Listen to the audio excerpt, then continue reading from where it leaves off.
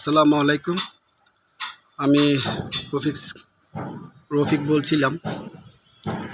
আমি সবসময় সিমেন্ট, বালি, নেট, জিআই তার দিয়ে ফুলের টবগুলো বানাই থাকি। এখানে অসংখ্য টব আছে। এই টবগুলো আমি বানাইছি সব সিমেন্ট আর বালি দিয়ে। ভিতরে জিআই তার, নেট আছে।